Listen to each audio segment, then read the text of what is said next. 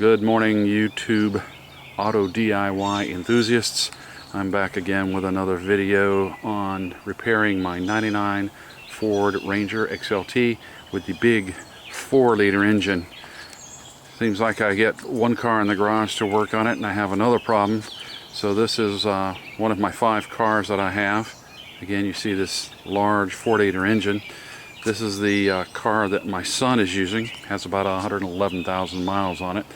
And apparently it had problems with idle. So initially the malfunction light, the check engine light, did not come on, but eventually it did come on and gave us a code. Now I'm going to have him start this so you can hear what kind of a malfunction there is. It is in the idle. Okay, crank it up.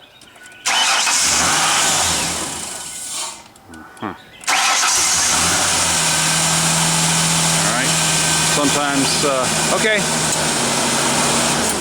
sometimes it would sputter, sometimes it would start up, then die, and it's probably about 65 degrees out today. It didn't matter if the engine was warm or if the engine was a cold start. So we're going to go ahead and plug in the meter. I know what the code is, but I want you to see the actual number. All right.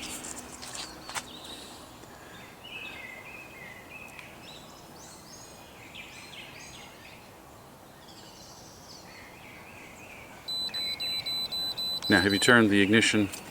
Yeah, there you go. There we go.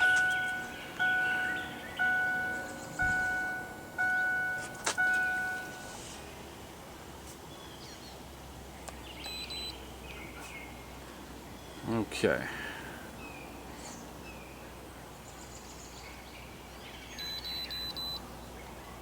Ford P1507. Idle air control, IAC, valve duty cycle lower than expected. Okay, 99% of the time it is the idle air control, which is right here. So what I'm going to do, it's one electrical connector, 2 10mm bolts, and a gasket. I've already gotten the new part. I'm going to go ahead and remove this, replace it. Now I went ahead and bought the part at Advance Auto. With the discounts, it was like $44. I got the BorgWarner Division version of this. Now what I like about Advance, if you order things online and it's something they have in the store, you can pick it up within 30 minutes. I use 2 codes, P20, P as in Parker, and that usually gets me 20% off, or TRT, Tom Robert Tom, 30, and that'll get me up to 30% off. And it depends on how much you're spending. The more you spend, the more that you'll get off. And in most cases, the parts have to be at least $50.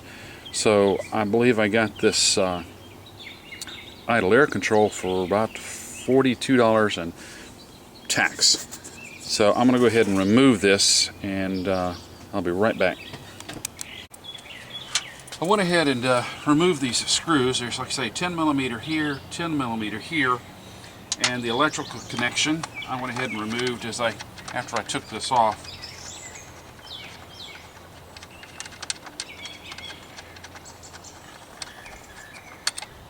There we go. Now the electrical connection is just a pin that you push down here and remove. So here is the old valve. Now oddly enough, what I don't see here and here, I don't see a gasket. There should be a gasket. So obviously this has been worked on before. Now I'm going to go over to the car and show you all the carbon that's in here. This thing is very carboned up. Now some people will go ahead and clean this out. You try not to get any cleaner in the actuator here, but clean out with carb cleaner and use it again.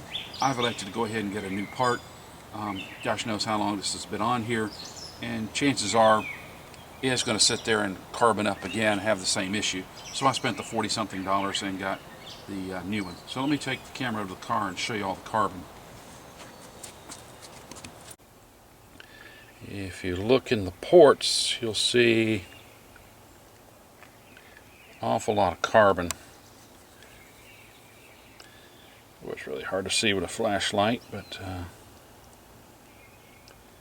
a lot of carbon in there. So again, I've elected to replace this. So let's pull out the new one. Let us go ahead and compare. So here's the gasket. It should have been under there. Here's the old one. Here's the new one. Things look the same, so I'm going to go ahead and put her back on the truck. Now, one thing I also like to do is use a little dielectric grease for these connections. Since there is water present in this area, I like to throw a little bit in there, and for that tab too. I'm going to go ahead and put that back on, making sure that the ports, which are the same size. Alright. It just so happens this gasket did come with the kit. I did not have to buy it separately. Now, if you'll notice way down here, let's get a good zoom in. Those are threaded inserts, those brass colored inserts. You want to be very careful when you tighten this. You don't have to manhandle it. Don't tighten it till it strips and back it off a half turn. That's not how you do it. But you want to be careful that you don't overdo it. You'll strip those out and you'll be paying for an expensive part.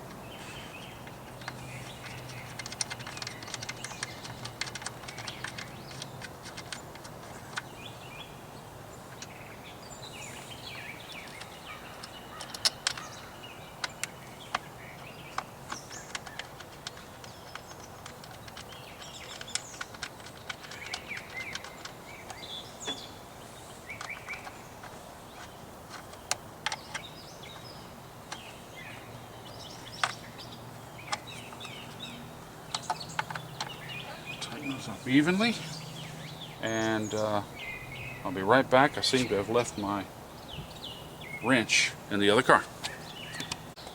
Okay, let's just snug this down.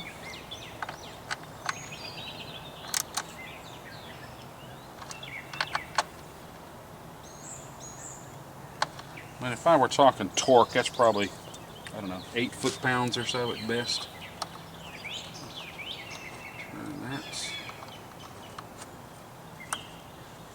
Alright, now we're going to go into the car and I'm going to clear the code and then we'll crank it up again in a moment. So let me go clear the code. Alright, so everything's back together. I have cleared the code. Now the computer's going to have to relearn the sequences.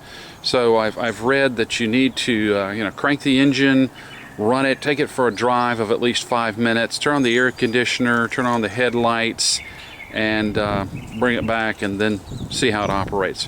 So we're just going to, what we're going to do is just crank up just to see what it does. Go ahead.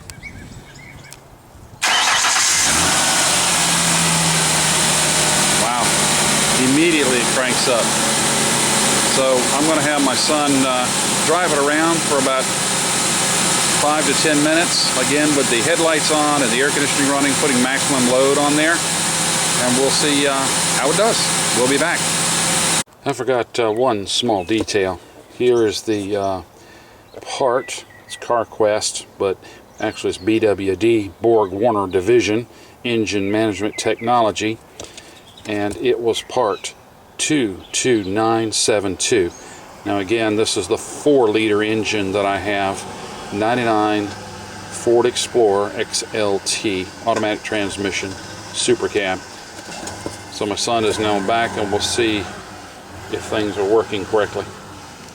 So my son is back from the test drive and everything seems to be working fine. Hopefully this will save you some money. It was a fairly easy diagnosis. The codes my son had initially read at AutoZone, I believe, but I've got my own meter, which is kind of nice, and just double checked. So for less than $50 and a modicum of tools, we replaced the idle air control, which seems to have fixed the sputtering and idle issues. And basically it's carbon, and it wasn't any more carbon in there than I would expect for a car with 111,000 miles. So once again, I'll fix your car, but it won't go far.